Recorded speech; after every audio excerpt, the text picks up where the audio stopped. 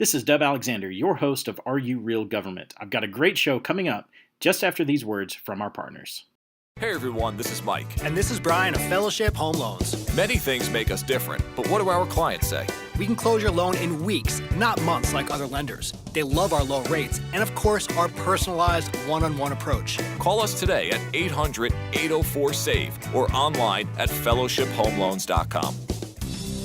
Government is everywhere, personally, nationally, globally, and heavenly. Welcome to Are You Real Government, the premier media outlet where we discuss what's going on around the world and how to release God's governance, the kingdom, into it.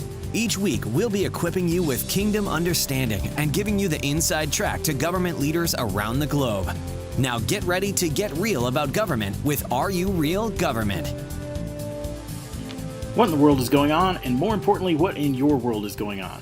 This is Dub Alexander, spiritual advisor to the influential and your host of Are You Real Government. I've got a great interview for you today, so sit back and enjoy the show. All right, so I'm here in the city of Amarillo, sitting down with the mayor, Ginger Nelson. Thanks for being on the program.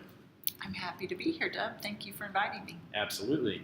So I'd like to start with just a little bit of personal background so people can know you beyond the office that you hold. What is something that you would like people to know about you that they're not going to read about in the news? Well, I love Jesus, and he's the most important thing in my life. And following him gives me great joy and challenges me greatly too.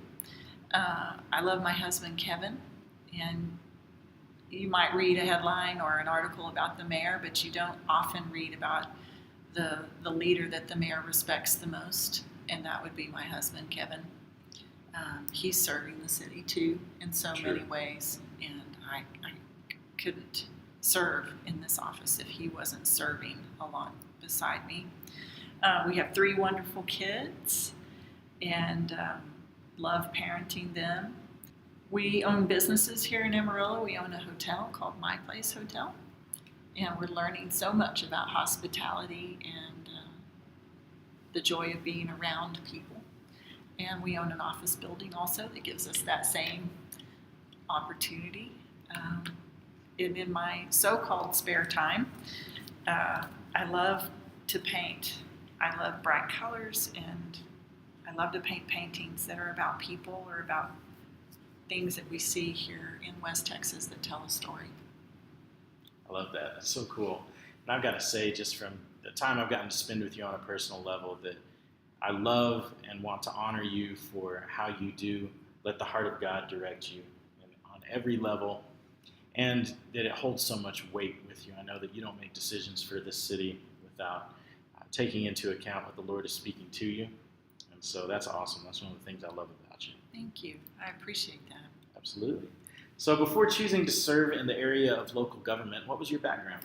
I have a Spanish degree and an advertising degree, and then I went to law school, and I'm board certified in estate planning and probate. So for 20 years, I counseled families and small businesses on how to make transitions in preparation for, the passing of a family member, and then actually ministering to them after the loss of a family member. And I enjoyed that greatly, even though it's a hard thing to walk through with people. I just found a lot of comfort in being a source of wisdom and stability for them during those hard times. So that's my background. Okay. So talk to me about the transition. What happened that made you decide to run for mayor of Amarillo?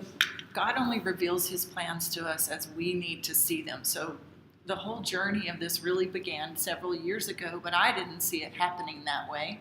About 7 years ago, I was appointed to serve on the Economic Development Corporation for the city of Amarillo, and just spent a lot of time learning about the Amarillo economy and taking my business knowledge and applying it to a larger scale of how business works in our city and how we recruit business to work in our city.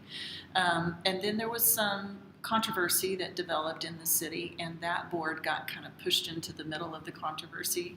And so out of all of that, I began to realize there was a real need in our city for godly leadership, people who were willing to sacrifice the time and even sometimes their reputation to stand up and pursue God's heart for our city.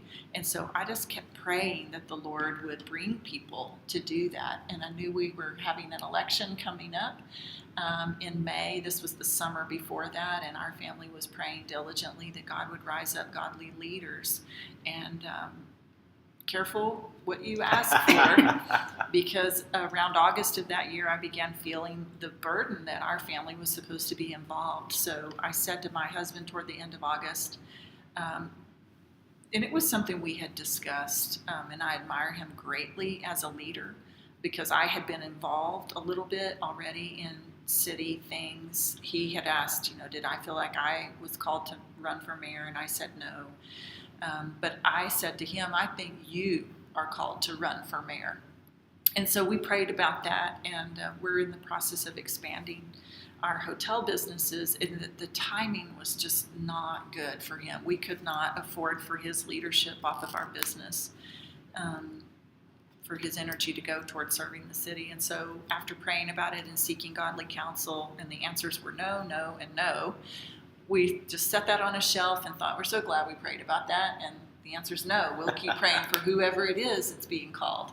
And I just still at night just felt like an elephant was sitting on my chest. I was having trouble sleeping. I just was feeling burdened by it. And so a couple of weeks went by, and I came back to Kevin and I said, maybe you were right in asking me that question. Maybe I'm the one that's supposed to run for mayor. And so we had to wrestle through that. We had to really weigh the cost of what that meant to our family. We still have 2 children at home. One of them doesn't drive, so we still do the mom taxi at our house, and what it would cost in our business for us to make this commitment as a family. We went to church after a couple of weeks of wrestling through that one night, and the title of the sermon was Obedience Over Comfort. And I just knew it was like God just poked me in the heart and said, "It's your analysis is not whether or not this will be uncomfortable for your family. The analysis is whether or not I'm asking you to do it." And I am. And so I got in the car. I cried through that whole sermon, just convicted. And we got in the car, and my husband said, "Are you called to do this?" And he didn't even say what, but I knew what he was talking about. I said, "I am." And he said, "Okay, let's do it then." And we began the journey of figuring out how to do that. It's so funny, people say, so, have you always known you wanted to go into politics, or, has this been part of something you've aspired to do? And I just have to honestly say, no, I didn't even see it coming. To me, it was a call from the Lord, and we as a family have obediently stepped into it, not feeling qualified as much as just knowing we were called and trusting the Lord to equip those that He calls to every good work. That's so good. I love that story, and I never get tired of hearing about that. I know there's so many more details and so much more intricacy to how God called you into that, but I'm so glad that He did, and I'm glad that you're here bringing His heart to the city. So let's talk about that. I know that you've had conversations with the Lord concerning the city of Amarillo. What do you think is God's heart for the city? I think God intends for our city to display His glory. His glory lives here in His church and in His believers. But I think there's a larger platform that He's using Amarillo to build for the display of His glory. And He plans to display it through bringing solutions to our problems, because that's how we rely on Him as our Father, is we show Him how much we need Him. He already knows, but we admit how much we need Him, and we turn our problems over to Him, and at the same time we offer Him all our resources and all the gifts which He's given us anyway, and we say, you weave it together. You show us how best to do this, to solve problems, to ultimately love people in your name. And I think there's some teaching that He is planning to bring to our city that can be modeled and implemented to solve problems. And then I think because we are centrally located in the United States, that God has a plan to push us out and to take these things that He's teaching us about His glory, and that whittles down into solving problems even at a city level, he will make us a model city. And then he will bring people that have these same problems to us, and we will be able to teach them and display his glory to them, and it will ripple out across the nation. And I love that we live in the plains of Texas, and I think that God enjoys that too, because in a lot of ways, the plainness of our community is a perfect canvas for him to work and display his glory. We won't try to take credit for it. Right. We don't have fabulous mountains and amazing ocean views, and we're just plain. We just have a heart for the Lord here in our community. And where he chooses to go with that, the destination, the result, only he can get the glory for that. You are speaking my language. I'm so excited about what God is doing here, and I could not agree more. So let's shift a little bit from the spiritual aspect to the practical aspect. What is the future vision for the city of Amarillo? The vision for the city of Amarillo is that we would create a city where every citizen, every resident could achieve greatness. And not greatness for their own glory, but just revisiting back to what we just talked about, they achieve greatness for God's glory. And they use the gifts that the Creator gave them. They use the resources that he has put in their hands to steward. And with those gifts and those resources, they achieve greatness. Not success in the world's view, but greatness on the kingdom stage. And so the vision of the city is that we would keep that destination of greatness and glory in front of us. And we would figure out a way to begin solving problems such as illegal dumping and repairing our streets, recruiting businesses to come here and build our economy. We have a workforce issue in our city. We don't have enough workers. Our unemployment is so low, we can't recruit businesses to grow here.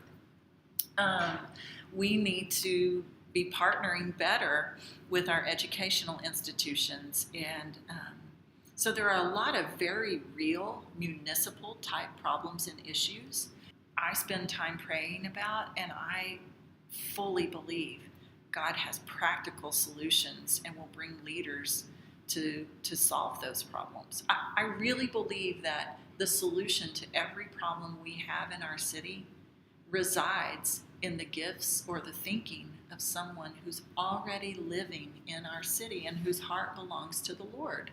So part of our job as the city council is to create an environment and to change the tone of our city so that everyone's ideas are welcome and so that everyone feels safe and has a venue to come and bring forward their ideas, their problems, their solutions.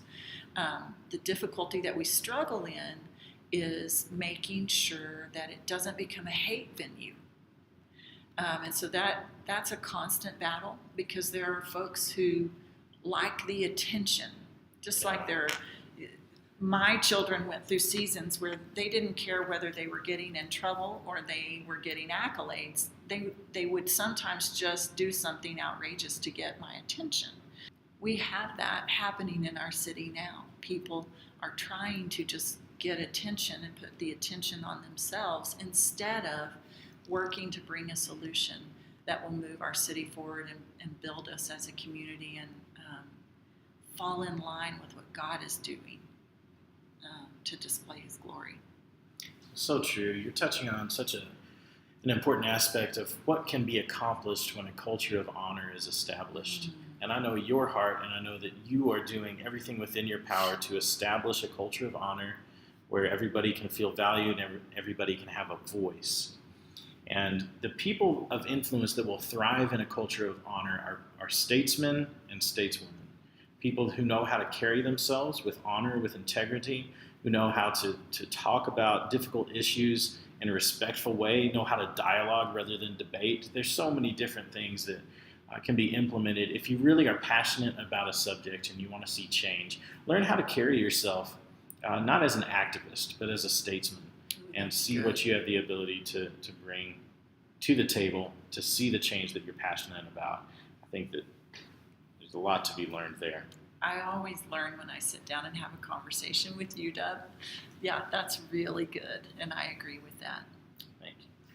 Please stay tuned for the rest of this amazing interview after this 30-second word from our partners. We get asked all the time, why Fellowship Home Loans? What makes us different? Hey everyone, this is Mike. And this is Brian of Fellowship Home Loans. Many things make us different, but what do our clients say? We can close your loan in weeks, not months like other lenders. They love our low rates and, of course, our personalized one-on-one approach. And always, our clients get 2 months off from their mortgage payments and $1,000 back at closing. Our motto itself, mortgage lending guided by Christian principles. Call us today at 800-804-SAVE or online at fellowshiphomeloans.com. So give me the top 3 advancements that have been made or are coming to the city of Amarillo that you're most excited about. You know, I think one of the most important things is that our staff has an environment now that they feel safe to be creative and innovative. Failure is really one of the best learning tools that we have.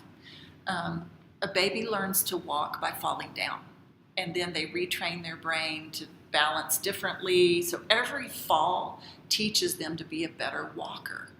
The problem is, in running a business or even in running a city, if you have a gotcha mentality, so that no one is willing to try to learn to walk because they're so afraid of what you will say or do to them if they fall, then all you have are people who are standing still. And problems are going on all around them, but nobody will take the first step to solve a problem because of the gotcha environment. So I think really the first and most exciting thing that's happening with God's hand under this current city council is the change in tone, so that we no longer, at least at City Hall and among the environment that the city staff operates in, we don't have a gotcha mentality. We understand that your heart is to do your job as well as you can, and you'll make good, honest mistakes. You'll make a head mistake, not a heart mistake, every once in a while, because none of us are perfect. The leadership of Jared Miller, our new city manager, is so in line with this vein. He has a beautiful heart and a servant's heart. And as the leader of the city staff, I've seen tremendous change in the environment there. And now out of that, we're beginning to see innovative ideas come to address real city problems. Come on. Yeah, it's good. It's really good. We have, though, addressed some very large-scale projects, and that gets me excited, too, thinking way down the road. We've done some vision casting for the city and asked the Lord's heart to be involved in that, and some of that has even happened. You know, we stand on the shoulders of people who came before us. The revitalization that's happening downtown. If you haven't driven downtown in the last 2 or 3 months or in the last year, oh my goodness, your socks are going to be blown off.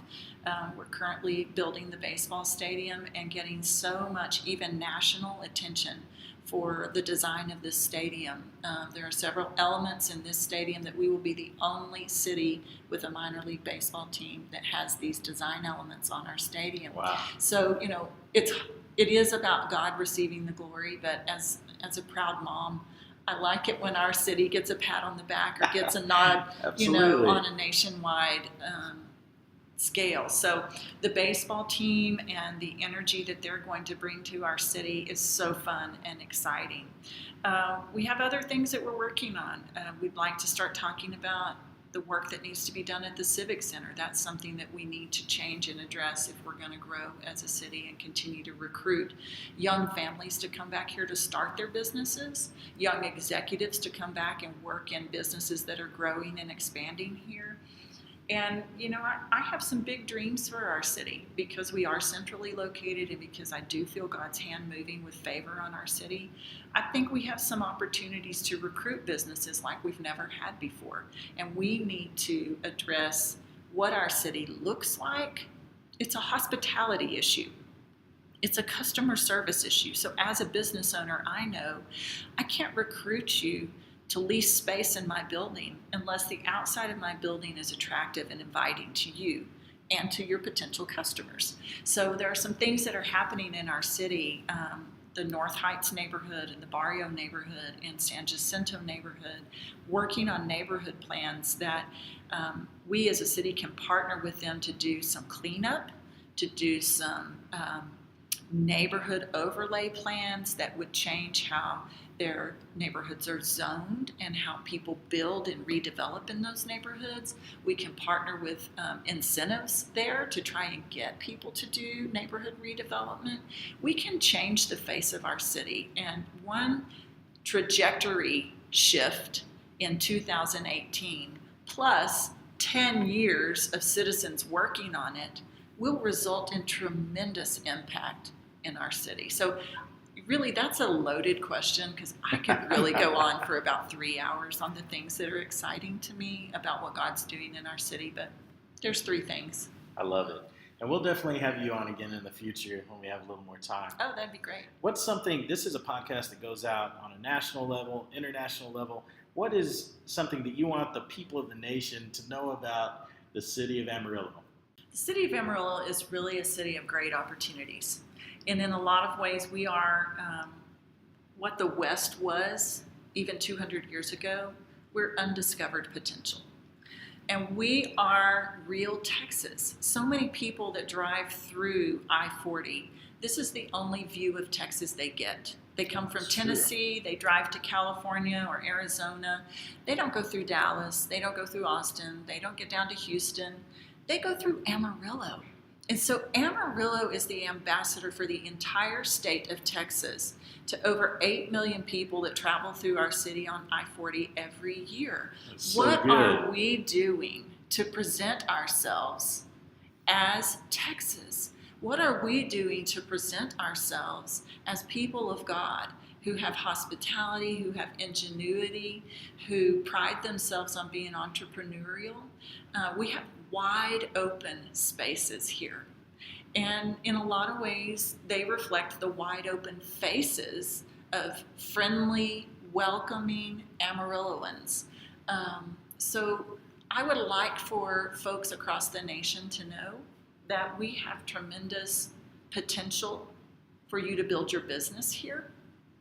We have a culture of friendliness and hospitality like you've probably never experienced in the world.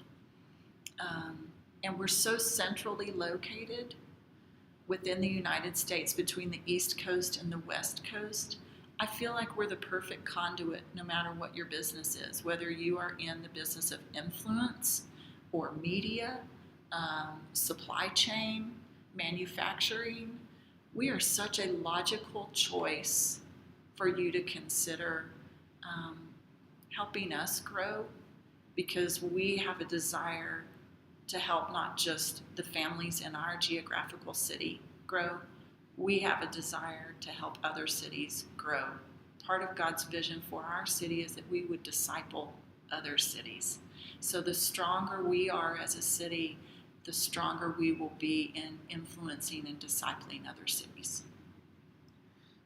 You've said so many things that I just need some time to process, and I could just go on and on about. I love what you said about being an ambassador of the state, that the city of Amarillo is an ambassador of the state, and just all of the spiritual implications of that as the kingdom is, and we're called to be ambassadors of heaven here on earth, and just the real opportunity that we have to manifest God's heart and plan for a city that will represent a state right here where we are. And earlier, even when you touched on, how even our landscape is just a blank canvas for us to develop something that people can come and see.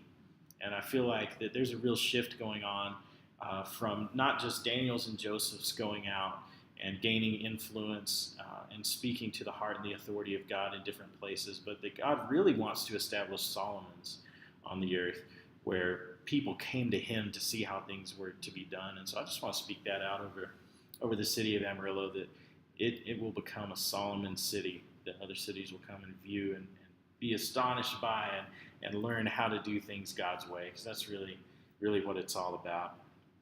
I will just confirm that. Over the weekend, I found a journal from about a year ago, and God had prophetically shown me a drawing, and it was the entire United States, and in the middle of it was Amarillo, strategically located, and there were circles going out like ripples. But out of the rest of the world, he pointed an arrow at Amarillo, and that's where he's bringing people to connect with us.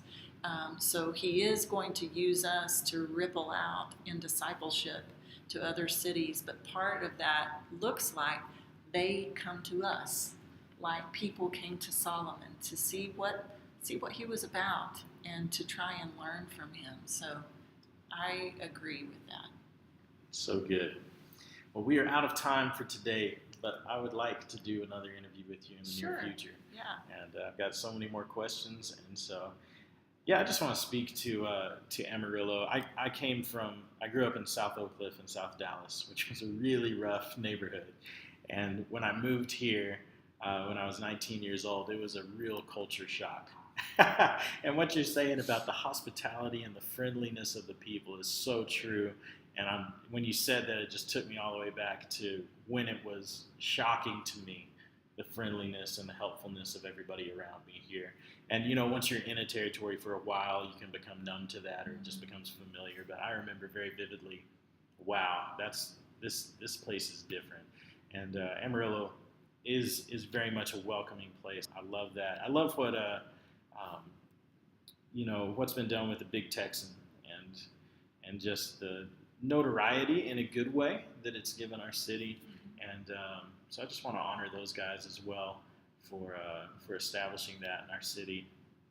And they've done a great job with that. And I know that they're men of vision as well. Mm-hmm. They have They are. different things that they want to develop in our city. And I'm thankful for guys like that, that are willing to put a city on a map through their hard work, through their legacy, and through inheritance. They have a family legacy of vision, that's for sure. And even just sitting here listening to you talk, I am feeling prompted to just to talk about curiosity and just to ask people to pray that leaders around the nation and leaders around the world would begin to be curious about what God's doing here in our city, because curiosity is such a powerful tool.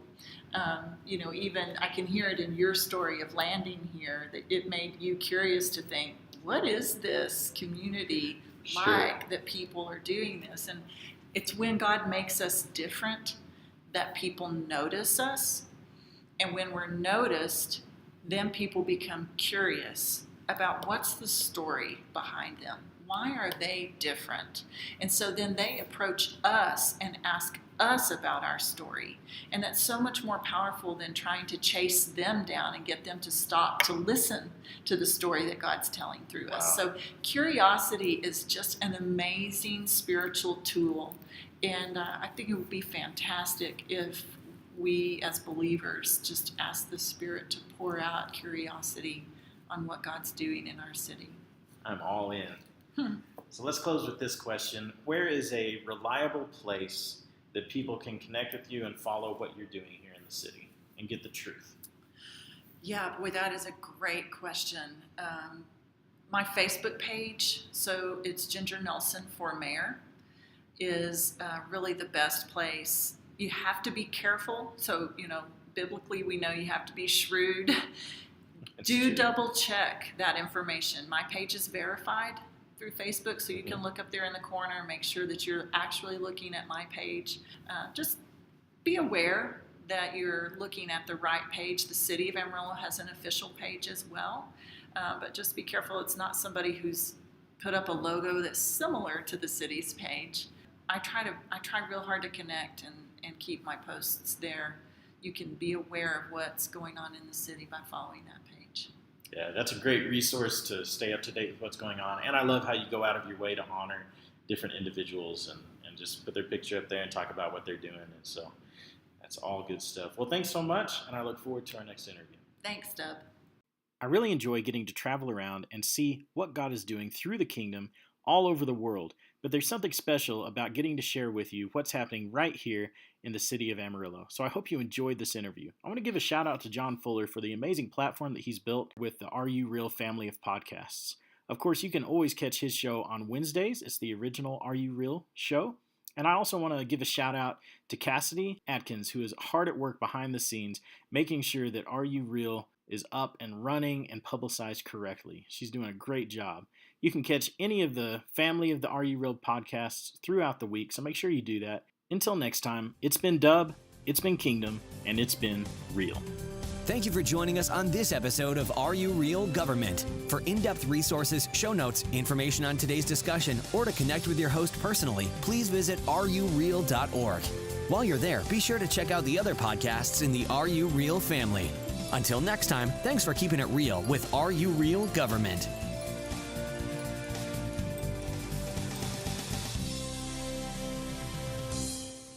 We get asked all the time, why Fellowship Home Loans? What makes us different? Hey everyone, this is Mike. And this is Brian of Fellowship Home Loans. Many things make us different, but what do our clients say? We can close your loan in weeks, not months like other lenders. They love our low rates and, of course, our personalized one-on-one approach. And always, our clients get 2 months off from their mortgage payments and $1,000 back at closing. Our motto itself, mortgage lending guided by Christian principles. Call us today at 800-804-SAVE or online at fellowshiphomeloans.com.